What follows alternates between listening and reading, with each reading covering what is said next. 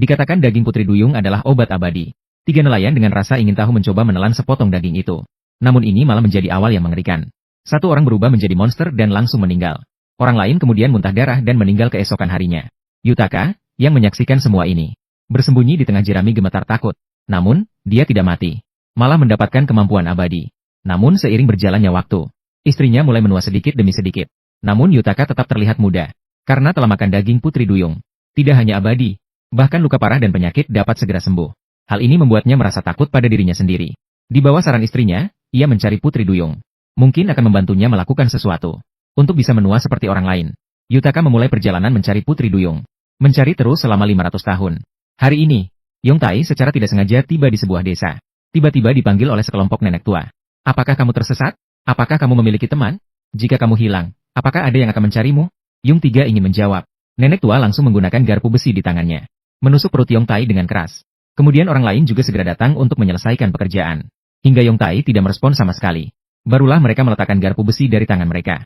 Lalu melemparkan Yongtai ke dalam gua setengah manusia, setengah ikan. Berpikir bahwa monster di dalam akan memakan mayat. Sebenarnya alasan nenek tua itu begitu kejam. Adalah karena mereka menyembunyikan rahasia yang tidak boleh diketahui orang. Mereka membawa pulang seorang gadis bernama Zhen Yu 15 tahun yang lalu. Meskipun merawatnya dengan makanan dan minuman yang enak setiap hari. Namun tidak pernah membiarkan Zhen Yu keluar rumah. Dia kemudian mengenakan katapel pada kakinya dan mengurungnya di dalam rumah. Setelah putri duyung berusia 15 tahun. Nenek tua itu untuk mencapai rencananya. Oleh karena itu, hari ini di antara orang-orang ini, mengambil seseorang yang harus dikorbankan. Dan orang yang dipilih adalah wanita muda dan cantik ini. Itu juga adalah yang paling panjang hidupnya. Kemudian, para nenek tua mengadakan upacara di gua putri duyung. Kemudian wanita menuruti permintaan untuk menanggalkan pakaian. Lalu memasuki kolam.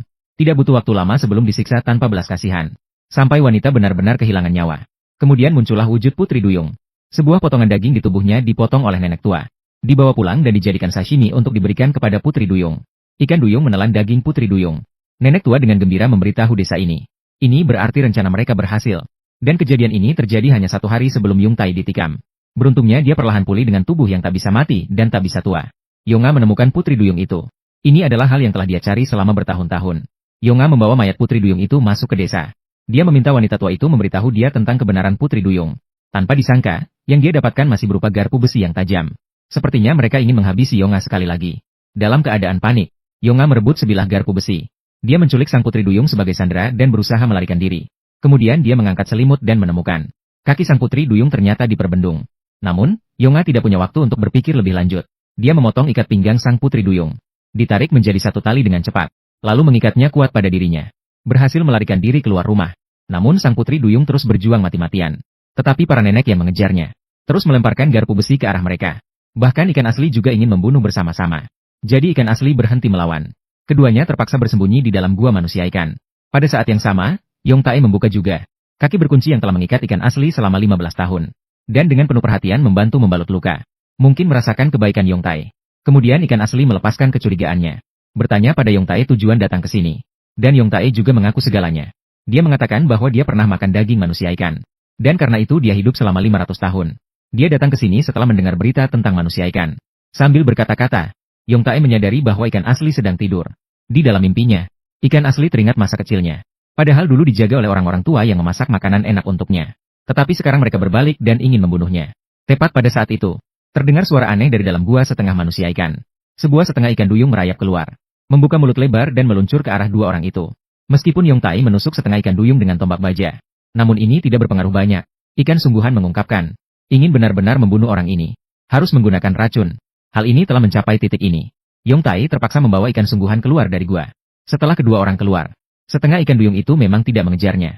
Tapi ini membuat Yongtai mengingat teman-temannya saat itu. Karena memakan daging ikan duyung, mereka juga berubah menjadi seperti ini. Untuk mencari tahu kebenaran ini, dia memutuskan untuk bertemu dengan nenek lagi. Meskipun ikan sungguhan ingin ikut bersamanya. Tapi kakinya telah terborgol selama 15 tahun. Sementara tidak bisa berjalan dengan baik. Dia terpaksa menunggu di tempat ini dengan putus asa. Ketika Yongtai baru kembali ke desa, dia dikepung oleh sekelompok nenek di sana. Yongtai tidak ingin bertengkar dengan mereka. Terpaksa menggunakan ikan asli sebagai syarat tukar-menukar. Meminta nenek berbicara tentang urusan putri duyung. Pada saat ini, Yongtai juga menyadari. Di desa ini tidak ada laki-laki, semuanya wanita. Dan semuanya terlihat hampir sama. Kemudian, nenek itu menyetujui syaratnya. Dalam kebingungannya, dia bertanya kepada Yongtai siapa sebenarnya dia. Mengapa harus mencari putri duyung? Namun, Yongtai tanpa ragu mengambil pecahan yang pecah. menggaris sebuah luka di lengannya. Dalam sekejap, lukanya sembuh. Barulah nenek itu mengerti bahwa Yong Tai pernah makan daging Putri Duyung. Namun meskipun begitu, nenek itu masih tidak ingin mengungkapkan kebenaran. Malah memberitahu Yong Tai bahwa hidup abadi menyebabkan penderitaan. Kalau ingin mati, potong saja kepalamu. Tidak ada kebutuhan untuk bertemu dengan Putri Duyung sama sekali. Tapi yang diinginkan oleh Yong Tai adalah bisa menjadi tua dan mati seperti manusia biasa. Dalam percakapan mereka berdua, akhirnya, nenek itu mengungkapkan kebenaran. Ternyata Putri Duyung sama seperti manusia. Manusia yang memakan daging Putri Duyung bisa hidup abadi. Begitu juga, Putri Duyung yang memakan manusia bisa mendapatkan kehidupan abadi. Yang bisa dimakan bukan manusia biasa, tapi wanita muda yang memakan daging Putri Duyung untuk hidup abadi. Jadi, setiap beberapa puluh tahun, para nenek-nenek pergi ke desa-desa lain dan menculik bayi perempuan. Namun, daging Putri Duyung juga adalah racun yang mengerikan. Sebagian besar gadis muda tidak mampu bertahan dengan perubahan yang begitu ekstrim. Beberapa langsung tumbang dan mati. Beberapa untungnya tidak mati dan berubah menjadi setengah manusia setengah ikan. Hanya ikan betulanlah yang menjadi objek eksperimen yang sempurna. Artinya, ikan betulan dibesarkan oleh mereka sejak kecil untuk dimakan. Perlakuan kejam ini membangkitkan kemarahan Yongta. Dia memutuskan untuk membawa pergi ikan betulan dan menghilang. Namun, sebelum dia bisa berbicara, ikan betulan sudah diikat dan kembali. Pada saat Yongta tidak memperhatikan, dia menusukkan garpu baja ke tubuhnya. Kemudian nenek tersebut mengatakan bahwa dia tidak dapat mengubah Yongtai kembali menjadi manusia biasa. Namun dengan menggunakan mayat ikan duyung yang membusuk, bersama dengan racun yang dibuat dari herbal beracun, maka dapat membunuh monster abadi yang tak bisa mati. Trisula ini sudah dilapisi dengan racun tersebut.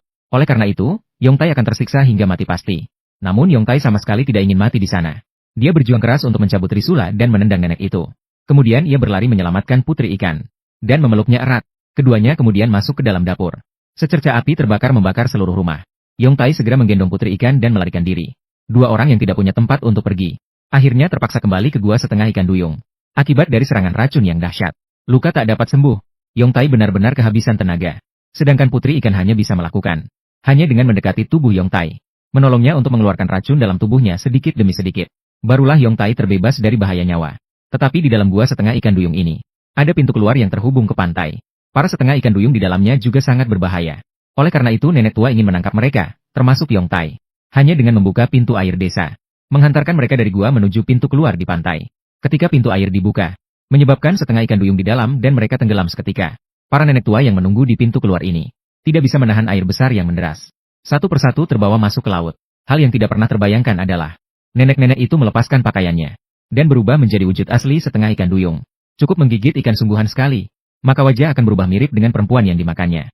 Inilah mengapa para nenek tua kebanyakan memiliki penampilan yang mirip. Namun Yongtai tidak akan membiarkan mereka berhasil. Setelah dia membawa ikan sungguhan ke pantai dan menyiapkannya, dia mengambil garpu baja yang tergeletak di sebelahnya, dan menahan serangan dari para putri duyung yang melompat ke arahnya. Saat Yongtai berjuang untuk menahan mereka, sang nenek dengan diam-diam bergerak ke belakang, siap untuk menyergap dan memakan ikan sungguhan terlebih dahulu. Ikan sungguhan yang terbangun berjuang mati-matian untuk melepaskan diri dari tangan nenek. Tetapi sang nenek tidak patah semangat. Sementara para putri duyung telah dikalahkan oleh Yongtai di laut. Seiring berjalannya waktu, sudah terlambat untuk memakan ikan sungguhan. Para nenek itu perlahan-lahan berubah menjadi putri duyung dan merintih, serta menampakkan sifat sejatinya. Meskipun saat ini memakan ikan sungguhan, mereka tidak akan kembali ke penampilan awet muda manusia lagi. Sebenarnya, mereka sama seperti Yongtai. Mereka semua adalah orang-orang yang telah memakan daging putri duyung. Hanya saja, mereka melakukannya ketika sudah menua. Kebahagiaan abadi memberikan kesepian tak berujung pada mereka. Semua perasaan kegembiraan dan kesedihan yang ada hilang. Hanya hidup seorang diri.